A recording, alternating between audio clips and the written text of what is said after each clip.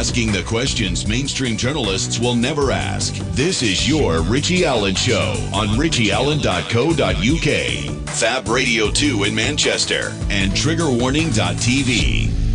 My guest is shortly after his last appearance on this programme published his latest book, co-written with his wife. He's a brilliant geopolitical analyst, journalist, broadcaster, blogger, and he's brought us such must-read books in the past as A Federal Reserve Cartel and Big Oil and Their Bankers in the Persian Gulf. He's live in Missouri, or from Missouri today. His brand new book, and it's available online. Go to hendersonlefthook.wordpress.com or any good online retailer, hendersonlefthook.wordpress.com. The book is Illuminati, Agenda 21, The Luciferian Plan to Destroy Creation, written by Dean and Jill Henderson. Dean joins me today. Welcome back, Dean. How are you? Good, Richie. Thanks for having me. How are you doing? I'm very well. As I said, it was only a few days after we last spoke that you published the book. Huge interest in it. I've been following it. Massive interest in it when I announced that you were coming on to talk about it today. And I suppose these things, they're not so much a labour of love, Dean, as a labour of necessity these days, right? Yeah, it's true. Although I gotta say I really enjoy the writing process still, but I don't enjoy the technical aspects and the computer aspects and the having to deal with Amazon and the formatting and all that kind of crap. And I just apologize that the only place you can get it online is Amazon, because when you self-publish and you want to get your stuff out there, it's just the only way to do it. So it's we try to do jujitsu like we do with the internet. I don't like the internet, but I use it to be on the Richie Allen Show, and here it is. So we have to use it, knowing that it is created for our destruction. Tell us about working with Jill, because you've mentioned Jill once or twice in the years that I've known you, but I don't know Jill, and she's not been on the show. That's something we might remedy in the future. Tell us about doing that. Well, yeah, it was neat because, she's real interested in plants, and seed saving is kind of her passion. And so she's real up on the GMOs and stuff like that. And, she had one of her brothers died of brain cancer, and, we're thinking it could have been the cell phone thing. And so she wrote the chapter about the medical death industry, and the one about the water. And she just has interests that dovetailed into this. And in the end, it's all the same thing, right? I mean, the evildoers, their ultimate goal, and this is kind of the point of the book, is, it's perception management. It's all about feeding us this virtual reality long before the internet ever came along. And we have to get back to understanding of the real reality, which is that we're all one, we're all connected.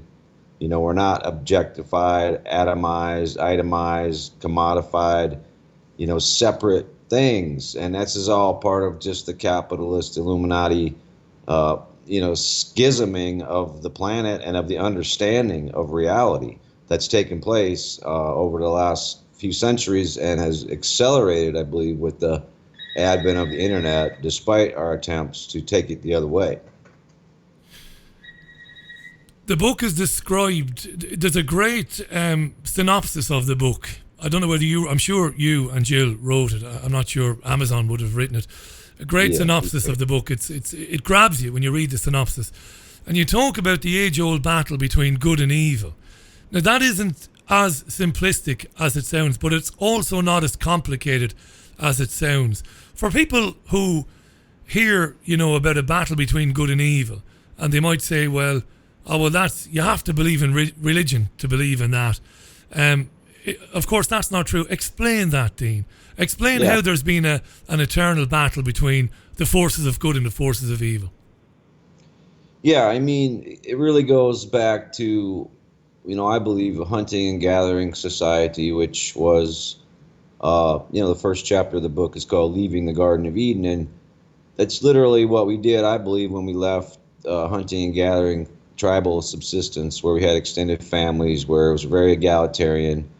Again, it's the Illuminati that always lie and tell us the Indians were always fighting and at war with each other, and the Royal Geographic Society, which is their historical propaganda arm, pushes this thesis, the social Darwinist thesis, that we're always fighting and this is who we are as humans, and we can't get along, and we're always in conflict and all this stuff.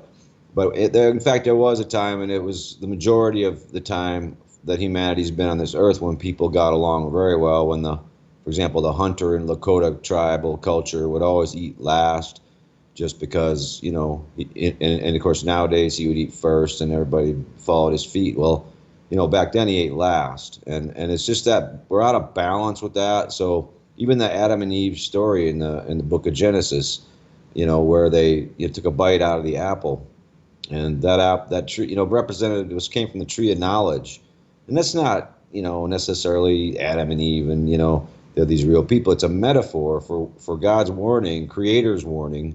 Whatever your higher power is, that you're called to do good in this world. It doesn't matter to me. And religion, a lot of times, has gotten in the way of this. It was created to get in the way of this spirituality that we have innately.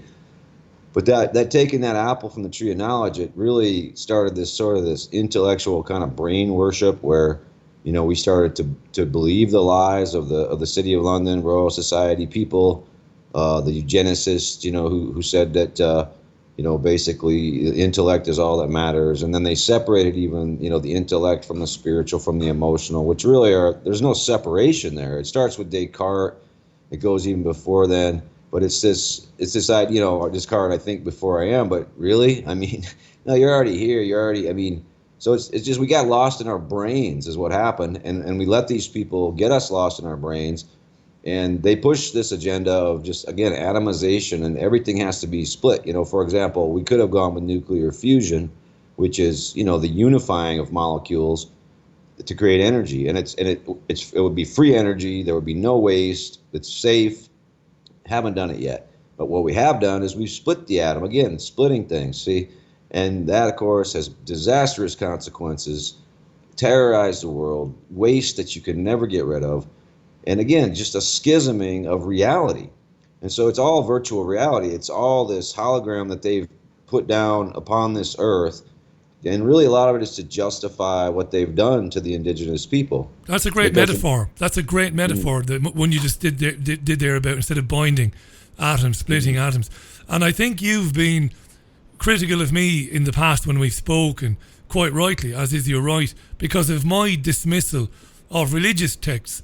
And I think I'm beginning to understand. Sometimes the penny takes a while to drop with me, but the likes of the very important Adam and Eve story, there might not have been an Adam and an Eve, but taking that selfish step, that story itself might be a metaphor for a time when, for an instance, when we stopped thinking of one another, in that egalitarian sense, and began to be selfish. Am I on the right track there, or am I talking rubbish? Yeah, no, that's right. I think so. And I also think you're not on the wrong track to be skeptical of those holy books at the same time, because those holy books, who wrote the holy books, I think there's definitely a lot of wisdom in them. I also think certain parts of them were probably written by the Illuminati, because, the King James Bible, for example, King James was a Freemason, and so he took out a lot of good stuff. Book of Enoch's not even in there anymore. It talks about the giants, and it's a very good book.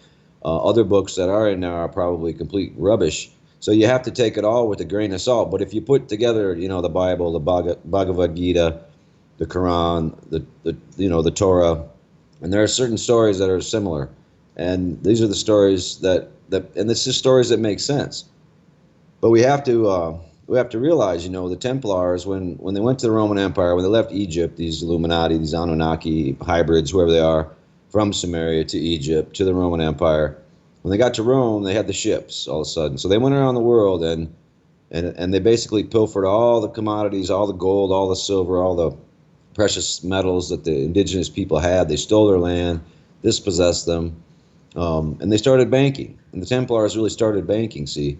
And not only did they do that, but they stole the spiritual knowledge of the indigenous people. In other words, the Freemasons know the real version of reality. The Muslim Brotherhood knows the real version of reality. They know, for example, that the pineal gland is a third eye, and that if we're aware that we have the ability to read people's minds, and that we have the ability to telepathically communicate, that we have the ability to talk to our ancestors and to animals, to see pictures in the side of old trees about what happened under that tree. We can actually do that. And they've robbed that from us. So the secret societies, one of their big jobs is to hide this knowledge, this reality that exists, that we think doesn't exist anymore because we've been dumbed down. There's a geneticist who's actually talking about the Anunnaki theory of Sitchin, and which David has pushed. Zechariah, and he says, let's challenge them on their own ground. So he's a geneticist, and he says actually that humans have one less chromosome than the apes. So did they take one out? Did they even take one out in Sumeria from us so that we couldn't do these things? But we used to have 7 senses, and now we have 5, according to them. But we actually have 7. And so it's just this perception management. So then the black nobility used this knowledge against us. And the black nobility came out of the Templars, of course, moved to the city of London after the Jacques de Molay was hung and burned at the stake by Pope Clement. Again, this idea that the Jesuits are behind this is just another piece of propaganda, because the Catholic Church is the only thing that's ever gone against the Rothschild banking establishment, the Illuminati. And there has been times, yes, when the Vatican Bank has been infiltrated by the Rothschilds, definitely. But that apparently has been taken care of with Pope Francis raiding the offices of the Vatican Bank very first day after he was sworn in as Pope. But a lot of lies, and again, this is why the Catholic pedophile priest are always marched out. Yes, it's terrible when it happens, but it happens every day. The Rothschilds and the bankers and the Protestant Anglicans do it every day, but you never hear about it because they own the media, they own these, and they hate the Catholic Church because that's the one thing that could stop them. Now the Soviet Union has been dismantled by them. Do you think that when it gets to critical mass with respects to child abuse, do you think then that they throw out a few good men, as it were, throw out a few priests, throw out a few low-level operators, expose them as pedophiles, keep the masses happy for a while? I'm sure, and I'm sure they do it when somebody gets out of line, because they use that pedophilia as sort of an entrapment thing to get the goods on you, and then they raise you through the ranks. If you're willing to do that sort of horrible thing, you get promoted, and then later on, if you rebel against them or turn against them, they use it against you, in the same way that they used Saddam Hussein for many years. He was a CIA agent. He assassinated the previous Iraqi prime minister for them, and then he turned against him. So, then they used the goods that they had on him, the chemical weapons that they sold him. The Bechtel built, the chemical weapons plant for him. Didn't hear about that part, but we heard Saddam and how evil he was all of a sudden. And he wasn't a nice guy, but it was only because he turned against him that we heard that he wasn't a nice guy. So in the same way, they use this pedophilia, and those are probably the guys that get outed, guys that they feel like, oh, he's slipping a little bit. He's actually having a conscience, and we can't have any of that. So yeah, and that's what happened. Just before you move on, can I ask another question? If I am interrupting too much, we've known each other long enough now. You can tell me to shut up. But no, because this, as usual, you're opening up wonderful avenues where people can hear things that they've not heard before. You talked about maybe a less chromosome. We might have had maybe more chromosomes, that we might have one less than apes now. You talked about the pineal gland and the possibilities, the endless possibilities. See, I used to laugh at this stuff years ago. I used to be very condescending about this sort of thing, but of course I'm not anymore. And the idea that we could do greater things. Was there... And a lot of this I've heard, obviously, because I've read you before, but I've read David Icke obviously before, and I've read Jordan Maxwell before and others. How significant were the Gnostics? Was all this knowledge recorded? Were there libraries with this knowledge for people that was there to be preserved for people to understand? And were those libraries targeted over the generations? Yeah, that's absolutely right. I think the Alexandria Library is a prime example, because that was off the coast right there at the mouth of the Nile River, and that's been totally destroyed and sunk, and even the pyramids. I mean, these people, the reason that we're supposed to be enamored with the British, that we're supposed to travel to Italy, Tuscany, all Americans are supposed to go to Tuscany, we're supposed to love the Italians, and we're supposed to be Egyptologists, and that's because this is the dirty trail through which these Anunnaki hybrids came to get where they're at today. And it's not the British people that are doing this. It's not the Italian people. It's not the Egyptian people, obviously. But it is this is where these people were located, so they have to keep us in love with these places, you see. And so, for example, the pyramids. These pyramids were already there. The Moors probably built them. The Black Moors probably built most of the pyramids. The Sphinx was there before the Illuminati enslavers ever got there and enslaved the Israelites, which Moses later, led out of Egypt. They were enslaved to build the rest of them, to top them off. But these were probably, my guess is they were free energy devices, which Michael Tellinger talks about. His stuff's really good, in this area. And they were already there. And so, of course, nothing about the Moors, nothing about free energy. It was probably in the Alexandria Library, sure, all this stuff. And they usurp all this stuff. They suppress the good stuff from us, keep it away from us. Again, this is why they have to have secret societies. To a lot of people, it doesn't make any sense. And it doesn't make any sense to me because these people are crazy, okay? But, that's just, they operate in secret. They operate under the cover of dark. Why? Because what they're doing is deceptive, manipulative, exploitative, and they have to do it that way. So they just keep making up these stories and keep suppressing the real history and keeping us under their kind of a spell. It's kind of a magic spell. This reality that we believe in is actually kind of a magic spell that they've come up with. Has nothing to do with really, what really exists. And we have to, my understanding of it is that we have to become aware. We're not going to get anywhere with a group or a petition or a movement of any kind right now until we become aware of the reality that we live in. Acceptance. And then aware, of the perpetrators of the virtual reality. And that's kind of, this book's in two parts. The first is called The Luciferian Perpetrators. The second is called The Luciferian Agenda. And we have to understand both. And I think once we get the awareness, poof, they go away. They run like cockroaches. They don't like truth. They run from it. Dean, the book is The Illuminati Agenda 21. There's a Luciferian plan to destroy creation. Available on Amazon. Find out more at hendersonlefthook.wordpress.com. There's only one guest on the show tonight, my old friend Dean Henderson. This book was co-written with his wife Jill. Brilliant the way you've broken the book up. Really, really, really good stuff. This is vital stuff. Acceptance is right. One of the things that I'm fascinated by, and I know that you only deal with facts that you can prove, and I know that you're very honest when you make a connection, that might be conjecture, and you say, well, look, this is what I think based on the best evidence available. You talk about the hologram. I wonder, you talked about the Illuminati and the Anunnaki and how they worked through generations. And you've been plagued with a question over the years, as have other researchers in your field. This thing of, why would they work when life is finite? You might live to be 70, you might live to be 90. Why would they work for the benefit of generations further down the road? But I wonder, and if this is a bit too far out now, and if it's off the subject, tell me to piss off. But I wonder, surely if it's a holographic universe, surely these people can bend space and time, and they can be around for a lot longer than we think they can be. It's always occurred to me that, why not, Yeah.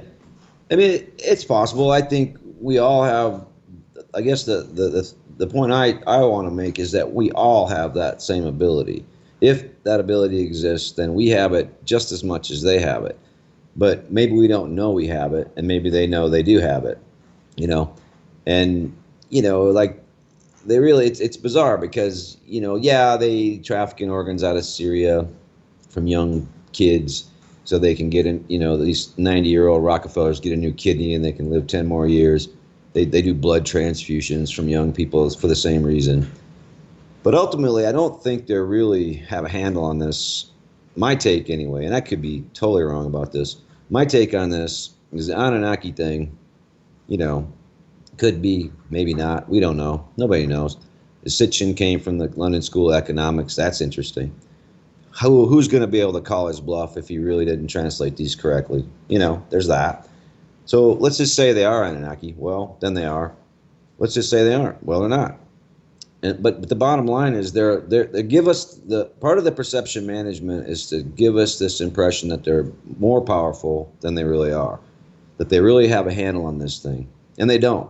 Why? Because their understanding of reality always falls back to this atomization and schism of the universe, and they're greedy. And anybody that's greedy, anybody that doesn't see past the next generation, doesn't even care about the welfare of their kids, really, doesn't look like to me. They're just not very smart people. And they're inbred to the point where I think that's affected them. And so I think their vulnerability is great. And I think, again, if we can just get the awareness, then we can do some bending of reality.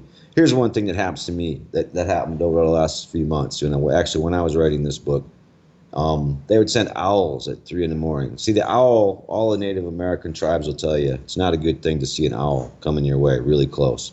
You don't want it there because it's kind of a harbinger of bad things to come. And it's happened that way for me before. Wow. But lately they've been sending it. So I've had this health problem. Jill had a health problem. A couple of my cats died. I had a bad stretch there, Richie. The owls kept coming. Well, when I finally realized the nature of reality, because this book's been a real learning process for me too. I mean, I'm still learning too about all this stuff. They'd send me these owls at 3 a.m. It's 3 o'clock's the witching hour, 3 o'clock in the morning. That's when they do their dirty work. Again, they're secret societies. They do it under the cover of darkness because, they're doing evil. And they know the owl is a nocturnal animal that hunts at night. They'll use skunks, too, for the same reason. Lockheed, before it was Lockheed Martin, has a thing in California called the Skunk Works. That's why it's called that. But they'd send these owls, and I'd let them get to me, and then I started chasing them away, and I was good at work. But I'd get mad when I chased them away. And then I got to where I'd chase them away, but all I'd say was, God lives here. You're just a joke. You got to get out of here. Oh, and by the way, take 100 times the payload you were told to bring me and drop it on those people that sent you. I haven't seen an owl in over a month near my house. Jesus, Dean. So I've retaken my power, see? And this is what everyone has to do. They're just a bunch of blow. All of this, again, is just it's a hologram. They're actors. I mean, they don't really have these immense powers that they tell us they have. And even if they have the potential to have them, they're just not smart enough to understand the nature of it. So they continue to, pollute. They continue to depopulate. They continue to trash the environment. They continue to push Wi-Fi and 5G, which is going to kill their kids too. I don't care what kind of protection they think they have. They're not very smart. They're madmen, and they're dumb. And we have to take the reins from them because they really need to go into a home and get help. It's a death cult, isn't it, Dean? What you're describing is a death cult. What you're talking about, the death code. Yeah, it's a bit of death. You saying out loud, and I'm sure you felt it, and you emoted it when you addressed the owls incredibly, when you said, take back what you brought here and visit it 100-fold on those who sent you. It's not the first time it's occurred to me, but that was brilliantly kind of looked into by Wes Craven in the Freddy Krueger film, the first one, where Nancy realizes at the end that the only power that Krueger, the entity, the demonic entity who isn't real, his power over her is because she believes in it. Is there a lot of that? We believe in their power to do whatever they want, and that no matter how much we struggle, we're wasting our time. And all that does is energize them and tops them up and tops up their energy levels, rather than understanding, as you understand, that to face them down and say, you're actually nothing. There's nothing you can do to me. But we don't do that. Yeah, you nailed it, Richie. That's exactly it. That is exactly it. And to face them down and not to even get angry about it, not to get frustrated about it, and you have to practice it. But it's just once you get to that point where you're just telling people about reality. You're not doing it in an angry way or emotional way. You're just telling them about it. You're not sending the owl back in an angry way. You're just doing it. You're just taking your power. You just and that's why the Native American medicine men that you meet, or the African medicine men, or whatever, they're just very calm and they're very confident. They're very confident. We're not confident people anymore because they've tripped us up, and we know it in our guts that something's missing. There's something that we have that we're not using, and this internet, it's making it worse because everyone, the old knowledge that Richie Allen has learned or Dean Henderson has learned in his life, 50 years, whatever, over the years, how to change a tire, whatever. Now you go to Google and everybody's going to Google and how do I change a tire? To change a tire. And it's just retarded. And so this is part of their plan, this internet, which was created by DARPA, Defense Advanced Research Projects Agency. It was ARPA at first, the internet was. And it was used by a few select academics that were tied to the CIA. And then all of a sudden it went worldwide. And it's only been, 20 years since it's been, on. And it's deliberate attempt, again, to schism people's mind. Alvin Toffler wrote the book Future Shock. And that's what it's about, bombarding people with information. Of course, it was a million seller because he was one of them. He was one of their guys. And they wanted to project what they were about to do to us. And they do it all the time. They love to do it because they're freaks, They just can never get enough attention. A lot of them were abused as kids. They were just in families where there was just cycles of abuse through generations. Dad was a patriarch, abused him sexually. Mom was a matriarch, which is just as bad, and it enabled them. We don't need patriarchy. We don't need matriarchy. We don't need hatriarchy, any of it, because you don't want to arch over anybody. We need equality, and that's what natural state is equality. We're all equals.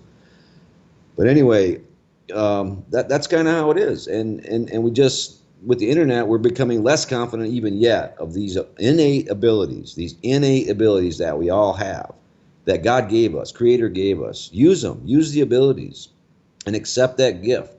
And that's so much of the story is, how we haven't accepted the gift of the Garden of Eden. And so, we had to have more, and so we left. And yeah, they herded us out. They herded us into agriculture to supply Babylon and Ur with the agricultural goods, according to the clay tablets anyway. Then they herded us into industrial capitalism in Europe. The black nobility did.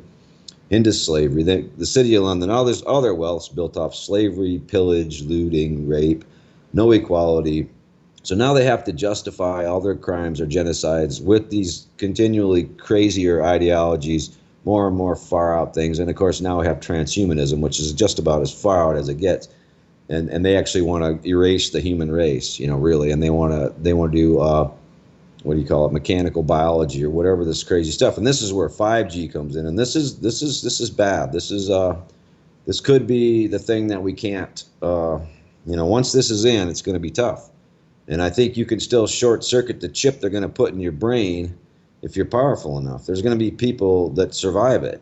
That just, they chip everybody. They put a thing on you, and you're aware, so it goes poof, and it just, short circuits this thing, and it's gone. But by and large, once this is happening, they can literally mind control us, and they're not just going to be, you're not just going to be part of the Internet of Things, and opening your garage door with your tattoo on your arm or whatever. You're going to be sent signals from these towers too. Don't talk about the Illuminati. Don't discredit all conspiracy theorists. And they're probably already doing this with the Wi-Fi. And the Wi-Fi, here's a couple interesting things. The Wi-Fi operates at 2.4 gigahertz, which is the absorption rate of the water molecule in your body. So we're already being massively dehydrated by Wi-Fi. And everybody has to get an Ethernet cable and get off the Wi-Fi in your homes. Get it out of your home. I'm doing it right now. And it could be part of the health issues we've been having. And the fact that they can target people that they don't like, maybe even more with Wi-Fi. So the 5G stuff runs at about 60 to 75 gigahertz, which is incrementally more than 2.4 gigahertz, right? And this is the absorption rate of the oxygen molecule. That's right. So they're literally trying to starve us of the two most essential elements of life, oxygen and water. And they're replacing that with all this aluminum stuff, all this barium, all this strontium that's coming down through the chemtrails. Atlanta Freeman says they're building a space fence in tandem with this, right? Yeah. And so they're trying to turn us into metal. And as Ronald Bernard, the Illuminati banker, who people are hearing a lot of lately, and I'm glad they are, tells us the Masonic project is to turn us all into batteries. And we're supposed to be metal batteries. And then we're just, our negative energy, you know how it is on the internet, Facebook, these little internecine squabbles between people.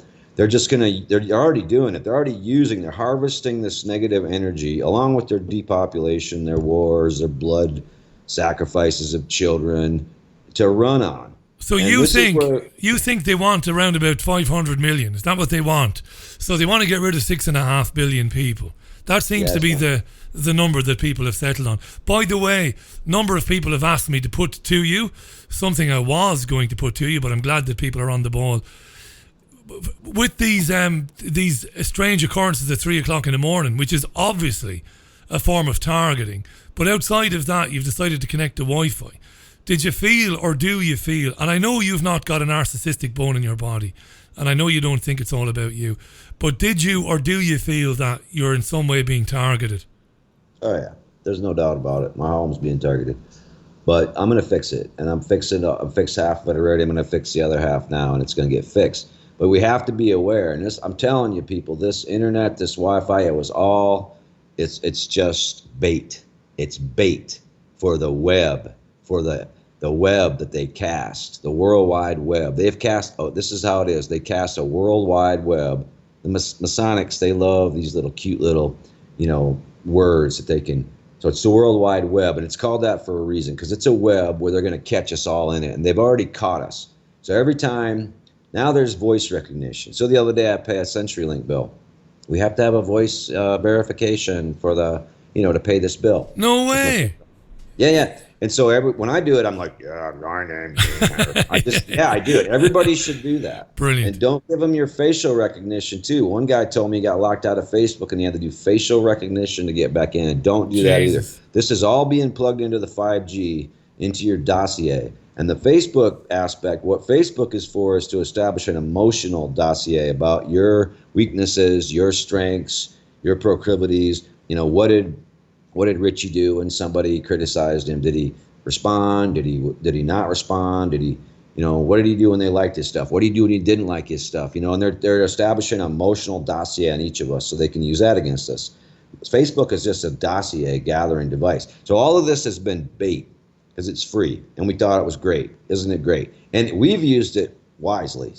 The people listening to this show, you and I, Richie, we're doing jujitsu, but we have to realize that this thing we're on right now, it's a weapon. This stuff was developed in the late 70s at Lawrence Livermore Laboratory, these low frequency weapons. And this is what the internet is.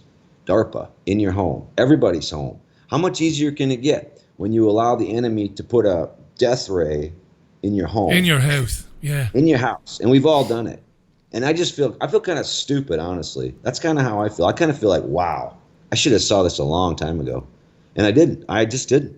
And it was only through the writing of this book, really, that honestly, that's God's gift back to me for writing it, I guess, because I learned so much about, what I have to do. And everybody needs to do that. Everybody needs to sit down and say, look, what do I have to do to protect myself from this Wi-Fi, from this 5G, from these cell phone towers that maybe I live next to, and maybe I need to move. Maybe I need to get Ethernet. Maybe I need to get a Faraday cage. I don't know what it is. Maybe I just need to get off it. Maybe I just need to quit Facebook. Maybe I need to quit the internet. Which ultimate goal for me would be that's what we need to do. But before we do that, we're going to take them down, okay? Because it's here, and it's the tool we're going to use, because that's jiu-jitsu. You use the enemy's weapon. Guerrilla warrior. You don't need guns. You don't need to stockpile them. You go to the armory. When shit hits the fan, you go to the National Guard Army and you take them. So the internet's here.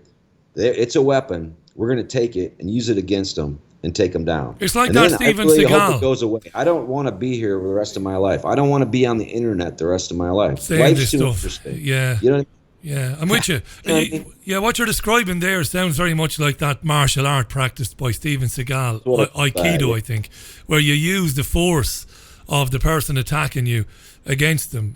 It's very impressive when you see it being practiced. I'm just going to mention again, very striking cover on the book, Illuminati Agenda 21, The Luciferian Plan to Destroy Creation, written by Dean and Jill Henderson. Dean is on the line, obviously now live from Missouri. I wonder what would Jill say about countering the effects of the Wi-Fi barrage and 5G with a diet. Are there dietary things that people can do? I'm sure Jill knows a lot about that. Yeah. You want to talk to her? Well, bring her in. Yeah, why not? Yeah. She's right here. Get her to pull up. Put her on. She can tell you. Hey, Jill. Hello. How are you, Richie? I'm very well. Listen, congratulations on the book, and it's lovely to speak to you for the first time. You're very welcome to the programme. Thank you, Richie. It's an honour. It really is, Jill. I was just asking Dean, the effects of Wi-Fi, the space fence, 5G and everything else that's happening. I've heard that there are things you can do, food-wise, there are dietary things you can do to offset the effects of this stuff. Is there, Jill? Well, sure there is. I mean, I think that one of the primary things is to make sure that the water source that you're drinking every day is pure. So, they contaminate our water with fluoride and chlorine. chlorine evaporates if you leave it standing on the counter overnight because it's it's a gas and it evaporates. But fluoride does not, and it's extremely difficult to remove from water. And fluoride is a known drug. They put it in toothpaste and mouthwash. But if you go and look on your toothpaste package, it's going to say, don't swallow this. And if you do, you need to call the Poison Control Center. Yeah. Yet at the very same time, they're dumping this in our municipal water supplies under the guise of making our teeth strong. So the very first thing we need to do is really focus on our water, stop drinking out of plastic water bottles, make sure that the water that is in those bottles isn't isn't fluoridated if you are drinking out of water bottles. It's best to filter your water at home, get the best filter you can that removes fluoride. And then there's other heavy metal contaminants, and there's chemotherapy drugs and psychoactive drugs for, antidepressant medication and things like that, all in our water. So water is critical. So we have to find a clean source of water or clean the source of water that we have, and drink lots of it in order to flush our bodies, flush these toxins out of our bodies. And that fluoride, Jill, that's detrimental to the workings of the pineal gland. I've heard this before, but obviously I don't know anything about it. You certainly do. The pineal gland, really, really important, as Dean described earlier on, and fluoride doesn't do it any good. No, it doesn't. Our pineal glands, I think that ancient people clearly understood the function of the pineal gland. A lot of ancient cultures refer to it as the third eye, or, it's our spiritual center. It's the place that takes us to, our spiritual interactions in other dimensions with our creator or with our ancestors, or even just the living world around us that we can't hear, or, we can't hear the plants talking to us. But if we use that pineal gland, if we use the resources there, we can connect with all creation. But what they're doing with our water and GMOs and, of course, chemtrails, it's all toxifying our body. All of these things are toxifying our bodies, and the pineal gland is becoming calcified, and it is the primary reason why we're seeing a massive uptick in diseases of the immune system. They're attacking our own bodies. Our pineal glands are becoming calcified, and when it becomes calcified, it can no longer function. And we know that the pineal gland controls, in a huge part, our immunity, our immune systems. It affects our fertility, both male and female fertility.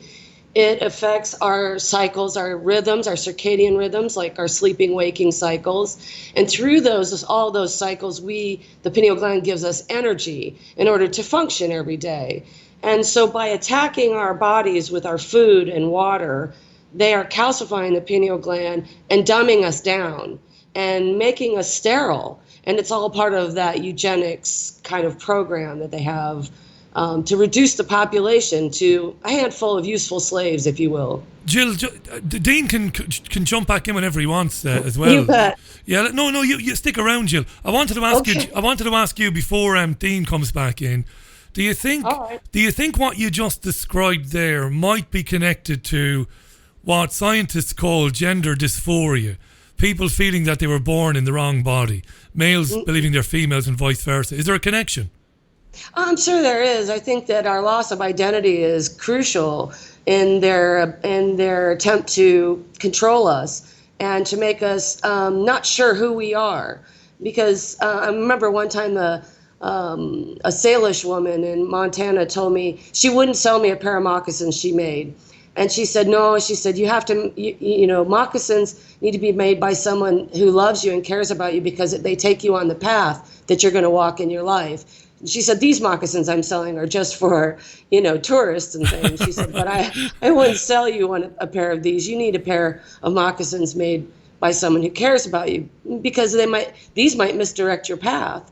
And so when we talk about that misdirection in our paths in our lives, not knowing who we are, not knowing where we come from, those are all crucial elements to the way we walk through our life, the way we, the way we go about living. And I do believe that oftentimes these effects that all these drugs in our food and water and genetically modified food and even the pollen that you breathe in from genetically modified plants, I think that they scramble our circuitry. And I think that the worst part of that kind of comes about when I don't know, when children are very little and then they don't just want to, they're not just gay or lesbian, but they feel like they need to be a whole nother sex entirely. And it's not to say that I don't think that being gay or lesbian is a bad thing, myself personally, but I think that we have gotten very confused about the nature of our bodies as they are, as the Creator made them. And to alter that in such a dramatic way as to have, say, like a sex change, I think that does something very unnatural to our bodies. Good that you said that, yeah, because a lot of people who've had the change, had the surgery, have been very honest in saying afterwards that they wish they hadn't, that they hadn't done it. And of course, we're seeing here and elsewhere they're pushing children to it. Just before Dean comes back in, when I always ask people when I meet them for the first time, Jill, how did it sit with you when you started to understand the depths of this tyranny? Because that's what it is. Was it easy to come to terms with that? I'm guessing it wasn't. How did you cope with it? Well, I think, being married to Dean, that kind of happened a long, long time ago. And it was after he wrote Big Oil. I mean, I was very aware of a lot of political nuances in the world, and I was already getting very versed in that, even at a young age. But after he wrote Big Oil and I read it, I said, who didn't you piss off? Who doesn't want to kill you now, Yeah. And I read it, and everything that he had been talking about for years, and all the things that the people around us, were communicating, it sort of came all together right that moment. And I realized that the world wasn't what I believed it was, So, and then it's like baby steps, People say, oh, aren't you afraid? Or, doesn't it make you sad? And I'm with Dean. It doesn't make me sad. I'm not afraid. I'm going to live my life in a truthful way, and I'm going to follow the path that Creator put me here to follow. And I think that it's that I gain strength from it by knowing who my enemy is. It's like if you believe in evil, for example, you don't run and stick your head in the sand and go, no, evil. Well, that's true, because there is evil. And we have to arm ourselves against it in order to protect ourselves and the people we love against it. So understanding how this whole system works just makes us stronger. The sincerity shines out of you, Jill. Do us a favour. Come back in a couple of weeks and have a chat with us yourself. It'd be great to have you on. I'm going to. Thank you so much. Not it was at all. To talk to you. It was an honour, and congratulations on the book. I'm going to take a very quick break. It's only going to be about 90 seconds, quick ad break. When we come back, we'll hear more from Dean. We might hear more from Jill if Jill wants to join back in. She's welcome to do that as well. 19 and a half minutes past the hour. We're talking about Illuminati Agenda 21, the Luciferian plan to destroy creation, written by Dean and Jill Henderson. We'll take that break back with more questions and more from Dean in a minute. Introducing the H2O app, a powerful water structuring application that programs vibrational energies into water through the use of different sound frequencies. Once programmed, the use of water for drinking, cooking, bathing. Give it to your friends and colleagues or spread it around the garden. The list goes on. It's not just water that the app can be used for either. It's great for programming crystals too. The H2O app is free to download and is available on both Android and Apple platforms. For further information, go to h2oapp.online. There's a place high in the mountains of Spain, a sanctuary where souls gather from all around the globe to learn about themselves and experience powerful changes in the way we see our world. They become awakened to their gifts and their power to heal others. Become part of this ever-growing worldwide family of unique, pure energy healing practitioners. Discover how amazing you truly are. Go to www.markbayerski.com. It could just change your life forever. Have Have you lost access to important data from a computer hard drive, mobile phone, or other storage device? Maybe you have a broken hard drive containing years of information, or a smartphone that no longer works from which you'd like the pictures, movies, and chats recovered. If you would like to recover data from any type of digital device, including desktop and laptop computers, external hard drives, cameras, smartphones, NAS, and RAID servers, then contact Data Clinic today at dataclinic.co.uk now. Welcome back to the most listened to independent radio show in Europe. It's your Richie Allen Show. We're joined by Dean Henderson. We heard from Jill as well, Dean's wife. That was a real treat, that. I look forward to speaking with Jill to get her on the programme real soon. Illuminati Agenda 21 is the Luciferian the Luciferian plan to destroy creation by Dean and Jill Henderson is available right now at amazon.com or .co.uk. To find out more about it, go to henderson.lefthook.wordpress.com. Welcome back, Dean. Yay. Well, thanks for introducing us to Jill. That's a genuine pleasure there, and that was really important interlude there, because it's solution-based stuff, this. As all your books are, to be fair. They're not, scared to be Jesus out of everybody on the planet. It's packed with, solutions as well. Loads and loads of Twitter comments on it. I'll just read one or two, because if I don't, listeners will be complaining about it. I can't read them all because there's too many to read. Huge interest. Andrew Christie tweets, if you want to mitigate the environmental stress factors we are exposed to today, you can't just drink water to flush the toxins out. You need to chelate or collate with specific foods, says Andrew. A lot of people talking about Ozark Mountain. That's a YouTube site which apparently has some good videos about the stuff that Dean has been talking about as well. Hi to Mwinga, to Dave Colling. How you doing, Dave? Nice to hear from you as well. Let me scroll on down there. Andrew's actually put a recipe there for water, something you can do with water. I've retweeted that as well. Hi to Sean McDonald. Hi to Liz Frow, to David Stanford, who says that probably worldwide every ancient culture, the Mayans, etc., say that this is the fifth epoch of humans being this advanced. Then the gods get angry and pull the plug. I'm interested in that, Dean, the idea that we've nearly made it before and we keep getting dragged back. What do you think of that? Yeah, I think that's really true. And it's like the Aborigines say, I mean, at some point the rocks and sticks go in the ground, they say. And that means it's just over. And there's people that have the ability to survive that there's going to be ancient ones left. But, one of the things I talk about in the book is the sun. The sun is like when our bodies have a fever, right? We have a fever for a reason. We have a fever because our bodies, are sick and our bodies heating up to try to heal them. So all this crazy stuff that they're doing to the earth, and they are trashing the earth, even though Agenda 21 is using environmentalism and global warming to enslave us, there still is massive problems with the earth that we do need to clean up in a genuine way. So the sun is heating up. It's the hottest May ever here. I do live in the Ozark Mountains, by the way. And hottest May on record. The sun's heating up, and it's like our body getting a temperature. And it's like, Father, Son's getting a temperature, and he's trying to tell us, and we're not listening. And so and these Illuminatis continue with their devious ways. At some point, the rocks and sticks go in the ground. We start over again. A few ancients will remain, and they'll teach us the way, and they'll try to teach us again how to do this.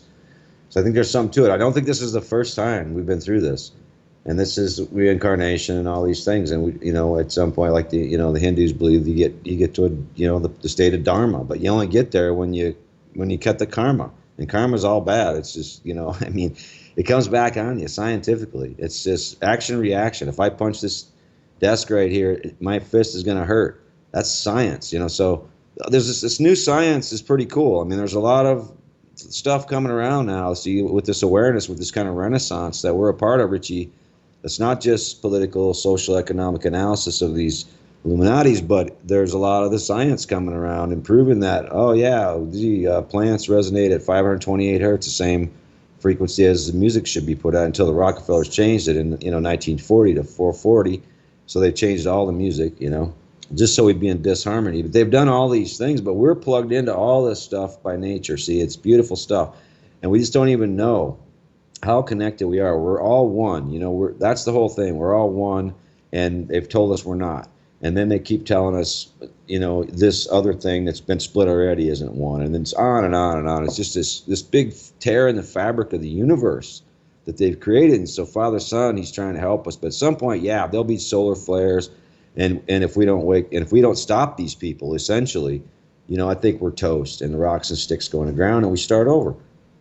I'm going to mention the name of the book again at the risk of sounding repetitive, but I'm going to do it. Illuminati Agenda 21, the Luciferian plan to destroy creation.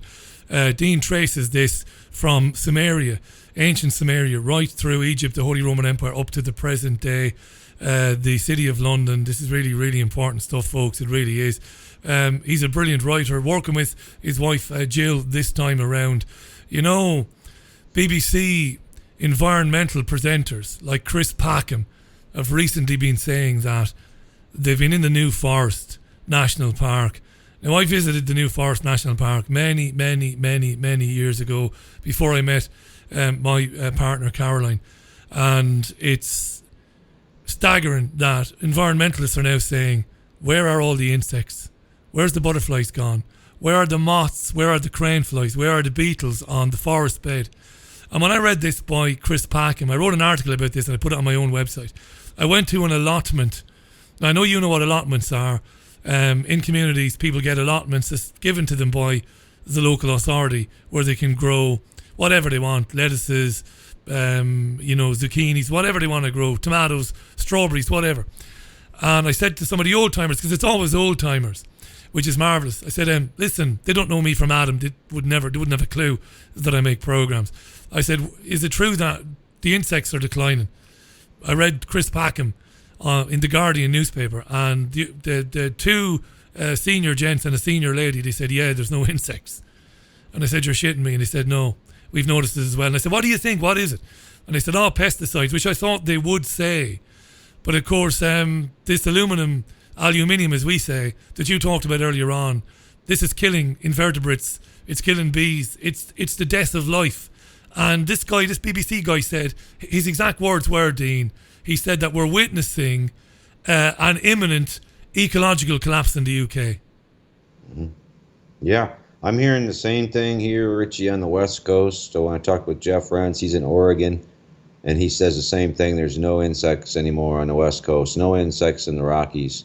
We do have insects here. We're blessed or cursed. It depends on how many itches, I mean, it's real buggy in the Ozarks, but yeah, and I used to curse them, but now I feel lucky. I feel lucky I got all these bites on my body because it's a real problem. And it's not only the things you mentioned with it is the glycophosphates and it is the aluminum, but it is also the low frequency, Wi-Fi on the towers. And this is screwing up the birds. This is screwing up the animals. This is one of those senses that we lost, is kind of this sonar ability to navigate. See, birds use these energy fields. The Earth is 93% energy and 7% matter. So we really are scientifically very insignificant little holograms, each of us. We're just shells. What matters is what emanates from those shells, and 93% energy, and that's why the birds they actually navigate by these energy fields, and these cell towers and everything, and the Wi-Fi is just screwing it up.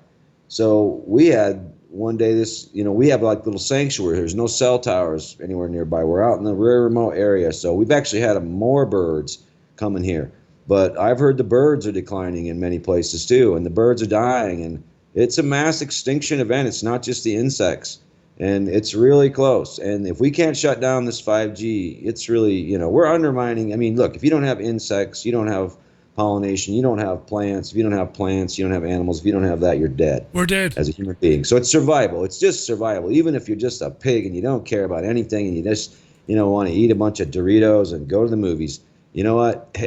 You better start caring. You better start taking some responsibility, every one of you, because and I know your listeners do. I wish we were talking to the people that don't, and I wish we could get to them, and I don't know how we're going to do it because they just watch the nightly news and they get further brainwashed. But we got to get woke up. We got to get the awareness out there. Everybody just has to take more responsibility. See, we have this responsibility that we've shirked, that, we're here. It's a gift. Life is a gift. We're here. Every day we wake up is a gift. So therefore, we have a responsibility to go out and talk about this stuff.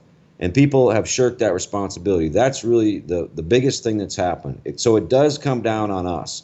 Not in a guilt way or a shame way or you're dumb, we're going to make you dumber way like they want to do to you, or you're the problem, But no, in a way that I'm just appealing to people to take some responsibility. Don't be scared of ridicule. I have two questions I want to get through.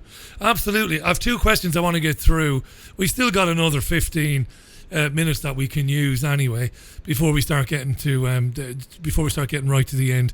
A couple of questions. One is about CERN in Switzerland. I'll come to that in a minute. What about this demonization, which gets worse and worse and worse, of elderly people? Elderly people are blamed for everything. They're blamed for the woes of today's younger generations. It's old people's fault that you don't have a job. It's old people's fault that you don't have this or you don't have that. Old people are being told they have to work longer. They're told that their pensions have been destroyed, but yet they're being blamed for everything. There's no doubt in my mind what's going on there. And again, I'm not trying to virtue signal here, and I'm certainly not trying to curry favour with senior citizens. But it stands to reason that old people are more connected. They have knowledge, they have information, they have wisdom beyond what we have as younger men and women. Why wouldn't they want to disconnect us from old people? Demonise them, make them look worthless and stupid, and blame them for Brexit, and blame them for being anti-immigration and anti-everything else, when really it's the old people that are carrying the news. It's not the young dudes carrying the news, it's old people, right? Older people.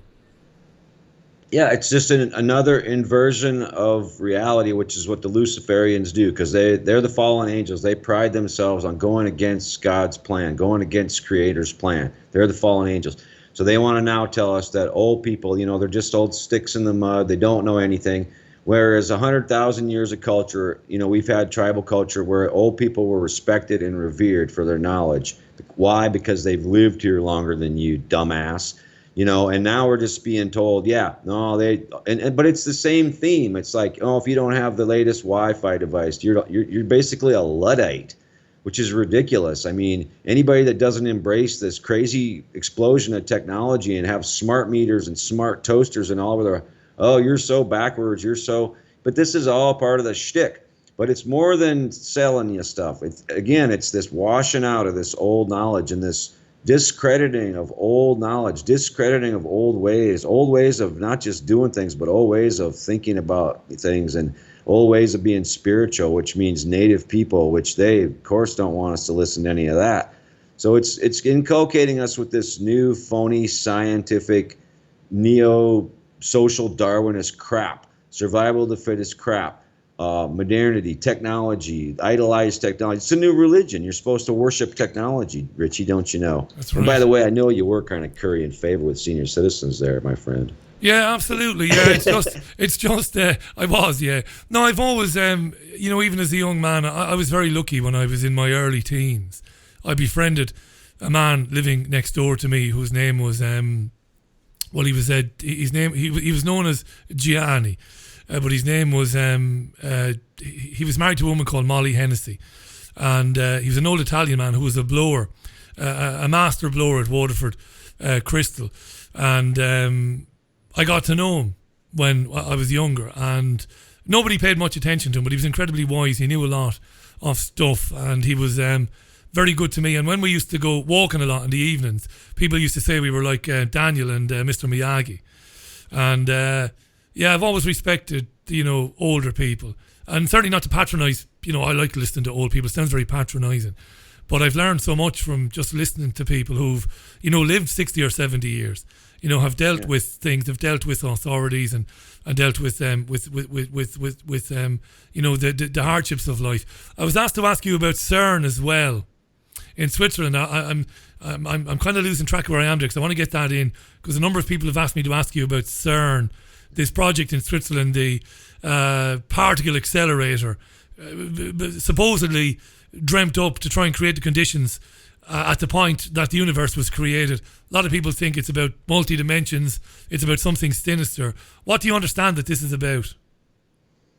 Well, again, it's just another example of how they're trying to split reality. Again, now they're trying to split the God particle. Find the God particle and split it, because they're too stupid to understand that what the quantum physics already understands, which is that there's these particles that are smaller than protons, smaller than electrons, that move totally randomly. That, for example, an experimenter doing an experiment, his or her energy actually affects the outcome of the experiment. This is scientifically being proven now, these kinds of things. And this is the new science, the Renaissance science, the awareness science. The CERN is the old science. Let's break another thing apart, split another thing. Now they're actually going to split the very God particle, they're calling it. So it's a mockery. It's another mockery, Luciferian mockery of God's creation, that they think they can somehow understand that. So as a result, and by the way, there's a statue of Shiva out front, the destroyer in Hindu, the Trinity. More than that too, but definitely the destroyer. And so, they're colliding these things, and there's stories about how some of the scientists there are actually now seeing demons. I heard this Canadian tech guy on TV, he founded what they call it, D-Wave computing, which is this quantum computing, which is 1,000 times faster than any computers we've had. And this is what CERN is running on. And he says, there's people saying that we're, yes, we are kind of, seeing demons and demons are appearing, but it's okay. We just have to push on and hope that we don't destroy the world. Ha, ha, ha. But see, these techie, these kind of chic, kind of, hip, kind of, long hair, ponytail tech guys, they're using these guys as frontmen, like Bill Gates, Microsoft, is this real meek speaking, kind of nerdy looking guy, and Microsoft. Yeah, it should be macro hard, because, Gates is the guy going to India with, the polio vaccine and creating polio all across India as we speak, where it never existed before. He's the guy pushing the whole vaccination regime. Elon Musk is the guy that, SpaceX, and they're subcontracted now from NASA, which they shut down. I just thought about this yesterday, that maybe the Challenger disaster was the way to get the U.S. space program out of the government hands and into private contractor hands, which Elon Musk's corporation is. And, he's kind of this tech guru with the Tesla and all this stuff. And now he's boring tunnels under L.A. And now he's telling us, well, gee, the only way we're not going to be the pets of this artificial intelligence, this AI, alien intelligence, whatever it is if we ourselves, become part machine. In other words, get a chip and become transhumans. And so that's just another red herring. So, it's Order Ab Chao, the Masonic Creed. You create a problem, and then you create a solution, which is even more draconian, as in Drago, the constellation, than the problem. And Elon Musk, watch that guy. He's pure evil, and he's definitely kind of the front man. But, even Apple Computer. Look at the logo of Apple Computer. The logo is Apple with a bite out of it. With a bite out of it, yeah. And I've seen commercials lately. There's some sitcom on NBC, and the way they advertised the commercial was this guy in the front. He was like a madman-looking guy, and he was like taking this big bite out of an apple. And they're just mocking. See, they're mocking God. They're mocking creation. And of course, the hardcore atheist movement. Have you noticed? It's just like everybody's this hardcore atheist, and they're hunting down Christians. If you're a Christian, man, they can make fun of Christians, and they can just go after you, and they can just make your life miserable. Now, you do that to a Jew, of course, you're an anti-Semite, and they'll probably throw you in jail. You do that to a Muslim, you're not politically correct, and they'll throw you in the liberal thought police jail. But you can just bash Christians. Have you noticed that, Richie? I have, yeah. But they encourage it. They're encouraging it right now. You can't say boo to a minority, and listen. But when it comes to majority cultures, it's open season. You can be as impolite, you can be as rude, you can say whatever you want. You're absolutely right on it, 100%. By the way, when you were referring to these techie guys with long ponytails, I did remember that you're a Southern boy, and that just proved you'll always be a Southern boy. You'll never trust anybody with hair that comes down below their ears. I half expected you to start singing Merle Haggard there for a couple of break into a chorus of Okie from Muskogee by Dean Henderson. But I hear you loud and clear on that and on CERN. But yeah, isn't it terrible? I was lucky to interview a man last year called Frank Furedi. He's a professor at Kent University, and he talks about minority versus majority cultures. And one of the things he laments in his research is, and he doesn't identify as right wing or left wing or anything, but he says, minority cultures not so much promoted, but are protected at the expense of majority cultures. You know, you can't question, you can't condemn, you can't criticize, you can't argue with, because you are being, you're being racist or you're being prejudiced. But for the indigenous culture, the majority culture, well, you can say what you want. It's absolute crazy that people can't see through that, you know. Yeah, and I think I kind of figured it out, Richie. This whole multiculturalism, you know, it sounds really good. So does sustainability. That sounds really good too, right? Well, that's the Agenda 21 buzzword, sustainability. So they're taking the language and they're using it against us. They're taking good words, good ideas, and using us against them because they're Luciferians and they're mocking us all the while they do it. So while multiculturalism is a good thing, yeah, sure it is, fine. I was just in Memphis last 2 days, and I had a great time talking to all kinds of black folks and all kinds of Indian people, guy from Puerto Rico, whatever. I get along great with those people. Actually, probably get along better than I do with most white people, because I'm more chill than most white people. But, you know, the thing is, when you're forcing it down people's throats as an agenda, you have to wonder, why are they doing this? And I think why they're doing this is to get their New World Order, because they have to have this one world government, one world currency, and to accomplish that, they're going to push us all together. And then they're going to create conflict by doing it, which is by design. You know, the immigrants being sent into the EU, that's a weapon. I feel for the immigrants because they're bombed out of Syria, they're bombed out of Libya by the Rothschilds, and then they're forcibly sent into the EU to destroy the culture there. But they're just being used. It's not the immigrants. They're victims. You just got to remember, we're all victims, and don't ever hate anyone, and don't ever be turned against any race or any. Hey, I got nothing if you got long hair. I used to have long hair myself. And actually, I grew up in South Dakota, so I've become a Southern boy, but I'm a Yank. But the whole thing is just smoke and mirrors, because the whole idea, and even what you said about old people, it's really about dividing us. Yeah. See, because this whole atomization and objectification and everything, it's really about dividing. Because if we ever, Richie, got together as one people, left, right, black, brown, gay, straight, man, African, Asian, game American, over. If we really got together on a genuine, you know, common ground thing, we'd be dangerous to them, and they know that. It will be game over. I'm going to give another mention to the book. We're just about out of time, folks. Illuminati Agenda 21, the brand new book, Illuminati Agenda 21, the Luciferian Plan to Destroy Creation, written by Dean and Jill Henderson. We heard from Jill earlier on. I look forward to hearing from Jill again in the future. Final question, I suppose. When you put a book to bed and then it gets out there, and this was published a very short time after you last spoke with me, and it's had some brilliant reviews. I've been following it on Twitter and around the internet. Terrific reviews. Are you more optimistic about where we're going upon publishing your books? Are you less optimistic, or are you just kind of level-headed and you kind of just have the attitude that you'll see where it goes? How do you feel once you've got the book out there? It's a really good question. I tend to try to just be agnostic about change in general, and I tend to just try to focus on what I need to do to make that happen. So I wouldn't say I'm any more optimistic or pessimistic. That being said, I do see a lot of signs aside from this book. This is just, you know, what I do. But aside from this, I see a lot of signs that there's an awareness coming around. I think this election really, in America anyway, put us back, because the Hillary Trump thing, it was a really powerful dividing thing, see.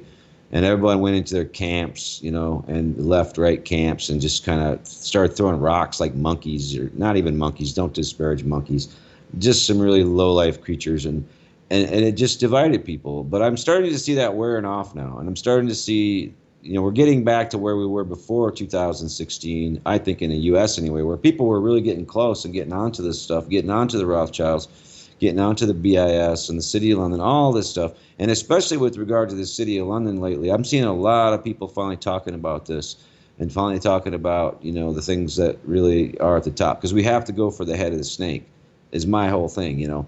But I'm not any more hopeful or not. And the way I look at it, Richie, it doesn't even so much matter the outcome. I'm not an outcome guy. I'm more of like, you know, you do your best in this life that you can do, and chips fall where they may, you know. But I of course, for the next generations, hope that we can take care of this, because I'm afraid if we don't take care of this, there may not be too many more real human generations, you know. Great to talk to you again today, and thanks for introducing us to Jill. Illuminati Agenda 21, the Luciferian plan to destroy creation. Go to Amazon.com, go to HendersonLeftHook.wordpress.com for more information. I'll tweet a link out. I look forward to speaking to you again real soon, Dean, and it'd be nice to get Jill on the programme as well. Pass on my thanks to Jill for spending some time with us this evening, and I'm sure the book will be received with as much acclaim and as much interest as your previous books have been. Thanks so much for coming on today. Thanks for having me, Richie, and really appreciate it. And you just take care, brother. You too, my friend. Bye for now. Dean Henderson, and we also heard Jill as well. HendersonLeftHook.wordpress.com. Illuminati Agenda 21, the Luciferian plan to destroy creation. Top stuff that. Great to have Dean back.